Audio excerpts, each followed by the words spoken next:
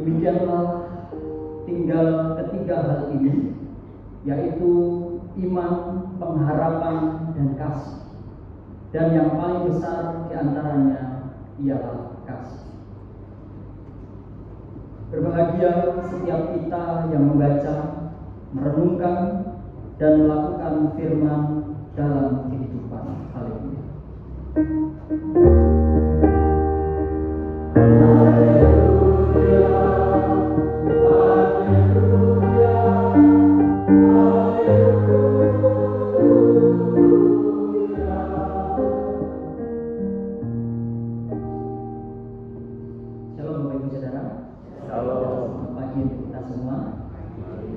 Puji Tuhan kalau hari ini kita dipertemukan, itu semua karena anugerah Tuhan. Mungkin sebelum saya menyampaikan khotbah pada pagi hari ini, alangkah baiknya jika Bapak Ibu Saudara bisa mengenal saya dan saya juga bisa mengenal Bapak Ibu Saudara. Jadi mungkin dari antara kita ataupun kalangan majelis sudah cukup mengenal tentang saya begitu, karena memang sudah cukup lama ada di kelompok dan ini mungkin baru kedua kali terbit di Tanjung Karang begitu. Jadi selama ini penerbitannya ada di kelompok begitu, sehingga wajah-wajah yang kemudian sulit untuk dikenal begitu. Dan puji Tuhan saya bisa hadir di tengah kita semua, itu semua karena anugerah Tuhan. Saya sedikit memperkenalkan diri saya. Nama saya Yafet Priyonugroho. Biasanya kalau akhiran O atau O begitu itu Laswi Wong Jawa. Dan itu tepat sekali gitu ya. Jadi puji Tuhan saya tinggal di kelompok Talang Jawa. Kalau itu pernah ke Talang Jawa nanti bisa singgah di tempat kami. Dan saya dikaruniai oleh Tuhan seorang istri yang cantik tentunya. Gitu. Lalu dianugerahi seorang putra. Gitu. Sekarang bertambah satu lagi jadi ada dua. Mungkin tadi saya lihat di warta saja, sampai sini juga wartanya. Kalau di situ ada nama penatua Yafet Priyonugroho, nah itulah saya orangnya, gitu ya. Karena kalau di kelompok Talang Jawa itu kayaknya mana orangnya. Tapi puji Tuhan, jadi sedikit perkenalan dari saya.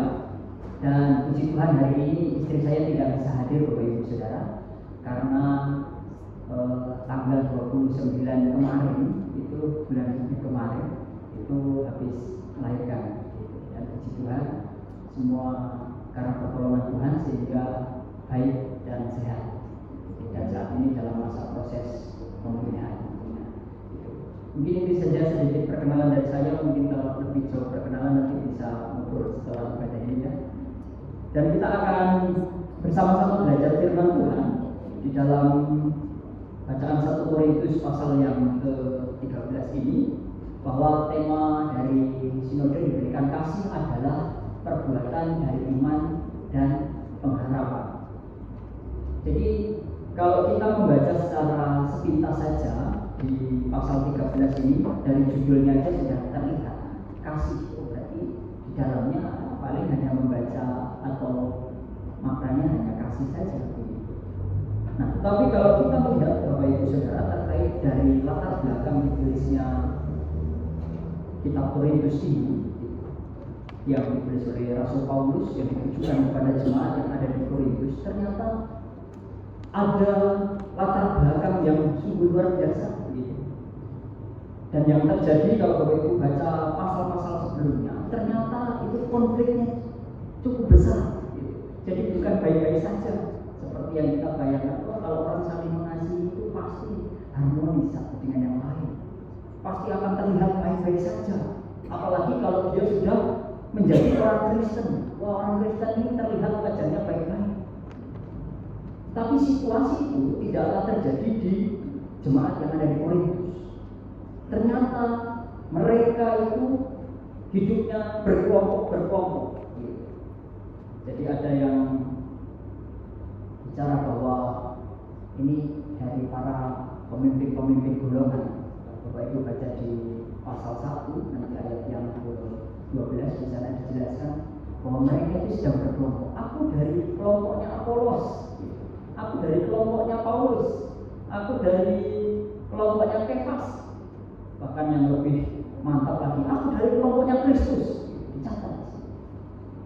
mereka mulai berkelompok. Nah, berkelompok ini bukan seperti yang kita lakukan di Tanjung Karang ini ya. Karena kalau di Tanjung Karang ini saya dengar ada blok, gitu. Ada blok 1, blok 2, blok 3, blok 4, gitu.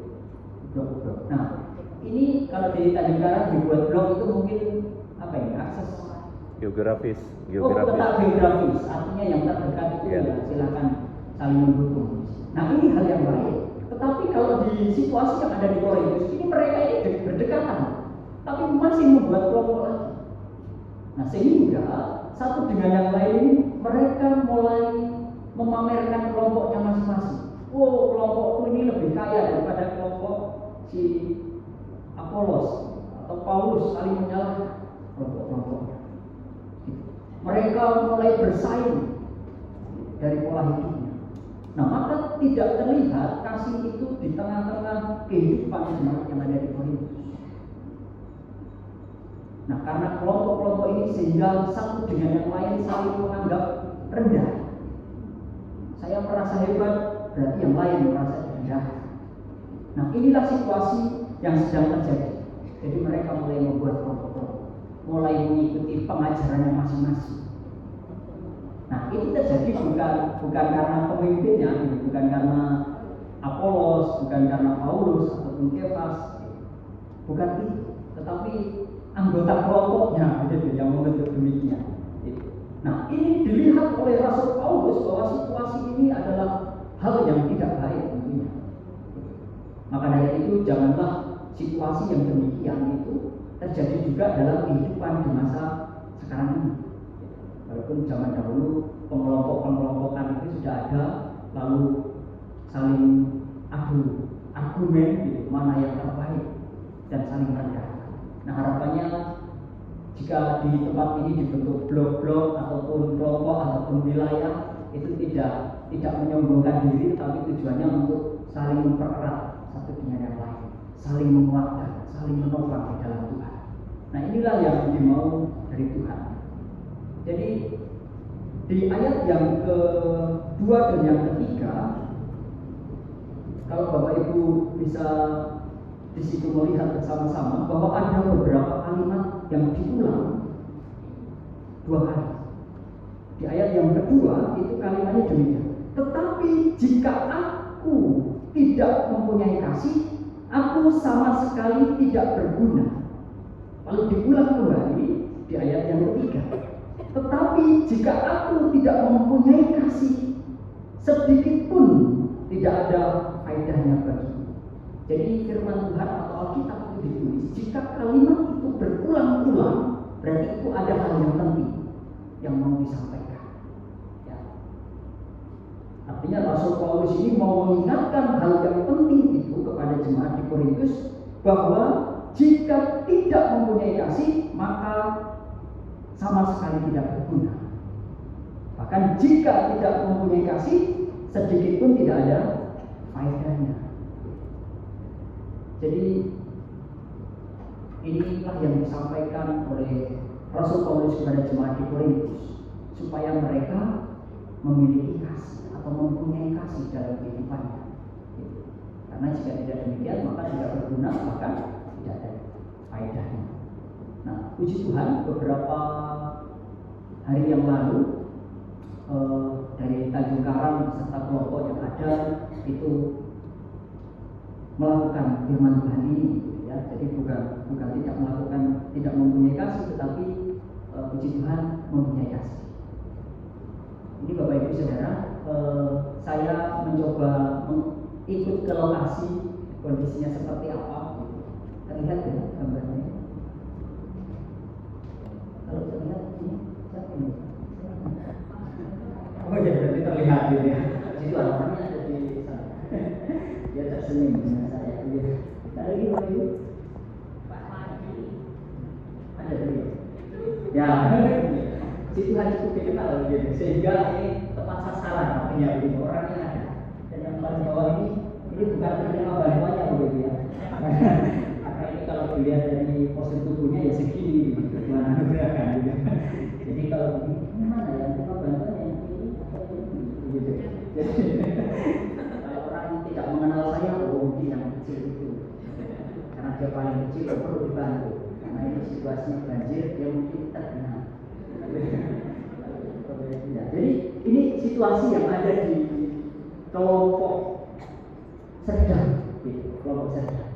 Jadi puji Tuhan kalau Bapak Ibu Saudara semua serta majelis yang ada di tempat ini beserta kelompok PKSDS Tanjung Karang ini boleh mengambil bagian di dalamnya dalam menjalankan kasih seperti firman Tuhan. Karena kalau tidak mempunyai kasih maka firman Tuhan kata tidak berguna, maka tidak ada faedahnya. Nah, supaya ini menjadi berguna dan ada faedahnya, maka perlulah hidup kita saling mengasihi. Nah, ini yang ada beberapa gambar. Yang ini rumah jemaat. Ini juga ruang majelis kelompok gitu. Lalu ini situasi di jalan depan rumah. Saya tidak sempat foto secara panjang begitu. Jadi ini masih ada yang terendam. Jadi ada beberapa rumah yang masih terendam. Kalau di tanggal 19, ya tanggal 19 itu ini tenggelam jendela. Jadi beliau tidak mau mengungsi, tetapi mempertahankan di tempatnya, tetap bertahan di situ. Jadi dia ambil ya. Makanya orang Jawa saya terjemahkan kalau ada orang yang di luar situ ada ambil dulu.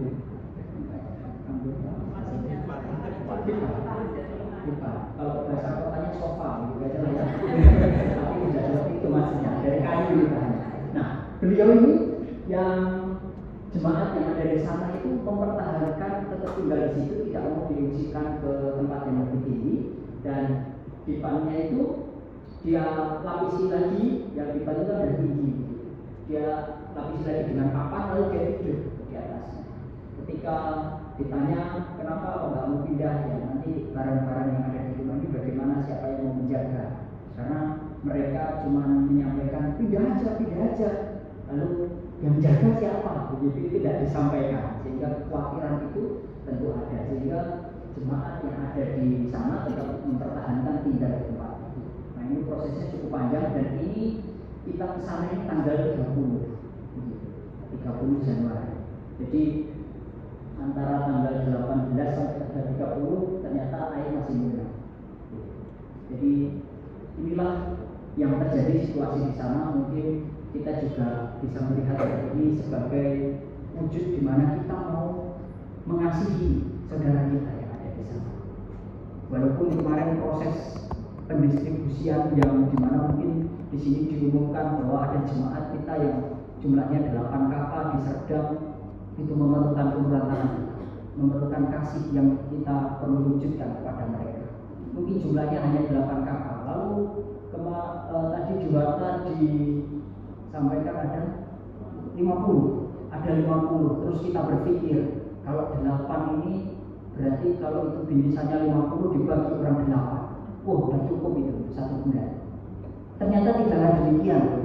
Jadi yang terendam itu bukan hanya rumah jemaat, tapi satu kampung ini terendam. Jadi bantuan yang kita anggap ini, ini cukup besar ya, 50 kalau untuk 8 kakak, sudah kurang. Ternyata ketika kami tim itu ke sana, yang dipercayakan ke lokasi, itu satu kampung. Nah, kalau satu kampung ini jumlah kakak di sana itu ada 500 lebih. Kalau 50 bingkisan tadi dibagi satu kampung, maka bahasa orang Jawa jintitan. Jadi satu orang itu dapat sak jintit. Dan itu sehari nggak cukup.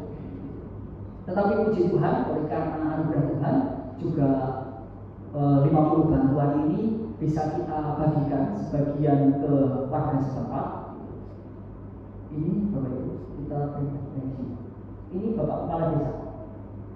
Jadi sebagian bisa memang kita serahkan ke warga, ya seberapapun yang kita punya, ini wujud kasih kita berikan, walaupun itu tidak mencukupi, gitu. Tetapi kasih itu harus tetap ada dalam kehidupan kita, walaupun itu sedikit saja yang kita berikan. Dan sebagian lagi kita berikan ke gereja, ke tempat di mana rencana kita akan berikan bantuan itu. Dan puji Tuhan, semua menerima dengan sukacita. Bahkan kepala desa menyambut dengan sukacita bantuan itu. dan teknisnya tentu kembali ke desa setempat, dan untuk jemaat itu sudah diserahkan langsung sehingga tidak ada yang berebut, karena kami membawa mobil ke sana itu ketika rombongan ada mobil asing gitu, karena di sana mobilnya sedikit sekali jumlahnya, sehingga kalau ada warga dari luar masuk ke dalam itu udah pasti mereka akan berbondong-bondong kuyukan gitu bahasa Jawanya, jadi kemeruyuk gitu kalau ada makanan gitu. Jadi ini sangat memprihatinkan, tapi puji Tuhan dapat terkoordinir dengan baik. Nah, inilah wujud kasih yang dapat kita berikan pada saudara kita yang mengalami musibah. Tentu masih banyak ya hal-hal yang lain yang mungkin masih menderita, bahkan di lingkup blok masing-masing pun masih ada yang perlu bantuan itu. Tetapi oleh karena kita memahami firman Tuhan dengan benar, maka kita mempunyai kasih yang sesungguhnya dari Tuhan, dan kita mau berbagi dengan yang lain. Puji Tuhan. Dan mungkin nanti kedepannya masih ada tindak lanjutnya. Saya rasa tidak hanya sekali saja kita akan membantu, dan nanti untuk informasi terbarunya akan disampaikan oleh penatua yang ada di kelompok terkait dengan hal